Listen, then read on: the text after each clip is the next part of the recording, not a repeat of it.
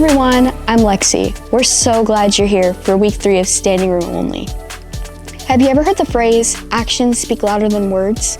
It's a saying we've all used at some point. People can talk a big game, but you know they really mean business when their actions can back it up. I remember a time when someone told me they were going to help me with something important.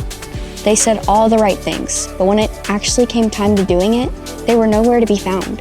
It's one thing to say we want to pursue righteousness, but it's an entirely different thing to live a righteous lifestyle. If you're going to talk the talk as a Christian, you better be ready to walk the walk. Let's get real for a second. Are you living out a righteous lifestyle? Do your actions reflect your words as a Christian? Jesus continues his Sermon on the Mount by showing us what practical righteousness looks like. Proverbs 21:3 says, "The Lord is more pleased when we do what is right and just than when we offer him sacrifices." In other words, God isn't impressed with empty gestures or religious acts that don't reflect a changed heart. He cares about what we do more than what we say. Actions speak louder than words.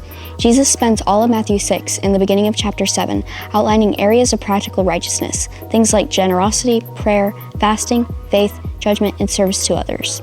The heart of this teaching is captured in Matthew 7:12. Do to others whatever you would like them to do to you. This is the essence of all that is taught in the law and the prophets. This is often called the golden rule. Jesus isn't satisfied with a righteousness that exists only in our minds or words. He wants it to take root in our actions. True righteousness transforms the way we live so others can see the goodness of Jesus through us. The teachings of Jesus don't just secure our faith in him for eternity, they change the way we live right now. Here's the culture changer. Jesus teaches us how to practice righteousness. 1 John 3:7-8 says, "Dear children, don't let anyone deceive you about this. When people do what is right, it shows that they are righteous, even as Christ is righteous.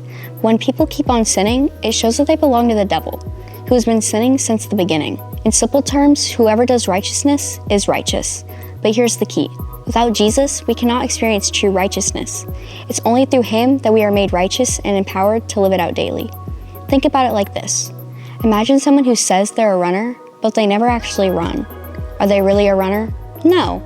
Being a runner isn't about speed or ability. It's about practice.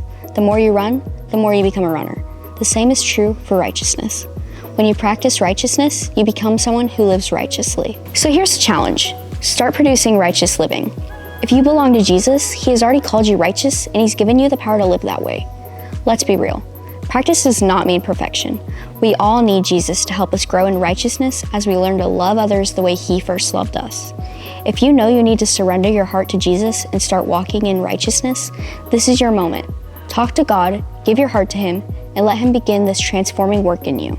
Now as we get ready for small groups, remember that these groups are only beneficial to building our community if we are honest and vulnerable with each other. Speak up with boldness, but don't forget to listen to your friends without judgment.